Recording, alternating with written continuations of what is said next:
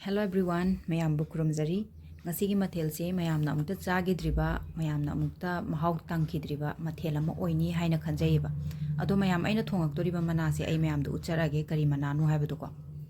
To sida leijare mayam aigi mana se aigi husband na leibirakpane thengnare ena. Ado yendang dina te ko mayam yendang dina maton de konjan dabra kan tawni changa ga kogi kitang brownish changmane ba sisina pura green oina changi dana ko mana de loi change ba. Aduga maton dina kogi tin dawno konjale ba ko kogi loi konjan mane aduga kitang lira ga di mana sa tor ka do ko itara ga di phantore eba. Aduga sise kogi edible fern ne fern har ga khangai ba english di ko.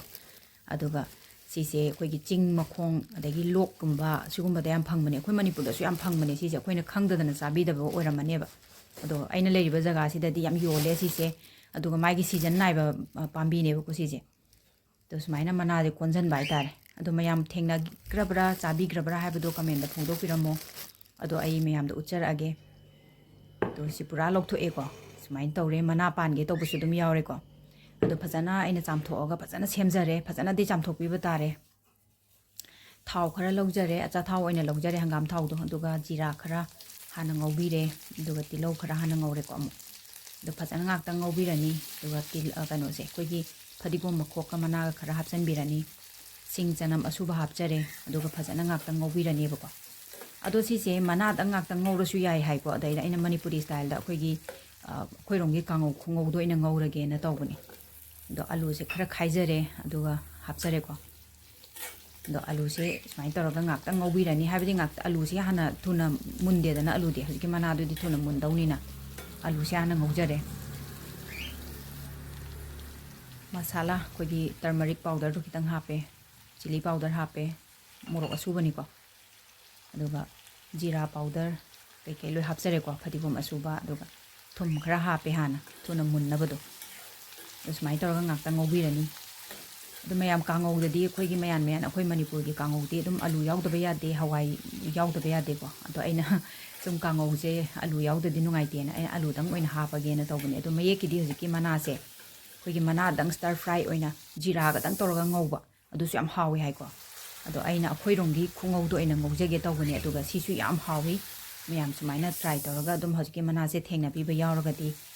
chabiyu dum yabani ko sise ado akhoi manipur da di kya sise yon deba do chinggi chingmi singna di yolam gani ko moidi charam ga do male ching makhong da lebani na dasmai toroga mana aina phajana semto aba mana jing do hapchare ado phajana ngaurani ko ado sigi mana sigi yamna kana base koigi maming se english da di fiddlehead har ga khangai ba mai maton do konjale dana ko ado fiddlehead fern haiba fern group da ching doine ma se aduga yendang gumba do adugumba dum oi doine ba ado ma se antioxidant yawi fiber yawi potassium yawi vitamin A vitamin C lo yawi ko si se ado ma se hoina mayamna sum khangna ba da moi stage da scientifically ma se superfood ane haiba superfood che kai gino hai ta ga mo da lo yawa hai ta ado na mangon da immunity booster tong na ba su yawre dagi kogi chaba da kogi kai ta ma fibrous oirani da na mana masing hai se ayamna fibrous food ne ba ado mangon da kogi fibrous food oibagi magi digestion da jo kogi digestion da jo magi dietary fiber duna kana ba pi ba hai tare ado yam kan ngok thok pudi ya de ko si je mai food value si mangani hai da na kogi sanglap na toraga ngau hai ado smai toraga aina kitang di alu ji kitang ka ba wat pagi kitang di ngok challe smai toraga aina ngauraga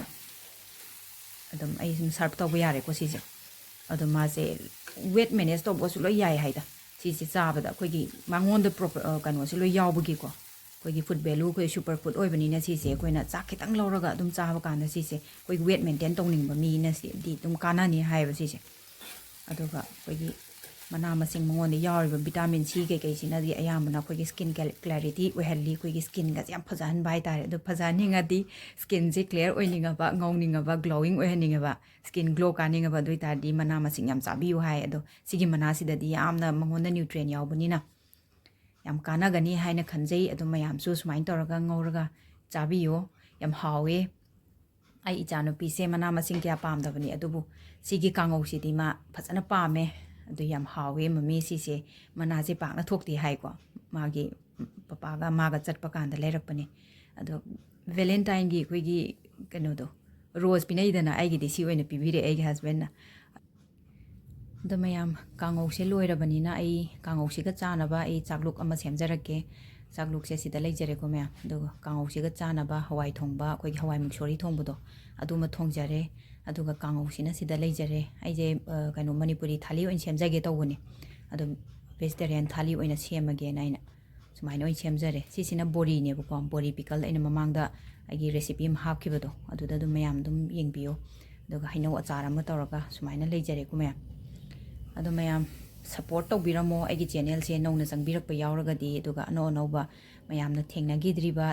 ꯑꯣꯏꯇꯥꯔꯒꯁꯨ ꯃꯈꯜ ꯃꯊꯦꯜ ꯃꯌꯥꯝ ꯍꯥꯞꯆꯔꯛꯀꯦ support ꯇꯧꯕꯤꯔꯝꯃꯣ subscribe ꯇꯧꯁꯟꯕꯤꯔꯝꯃꯣ ꯕꯥꯏ ꯕꯥꯏ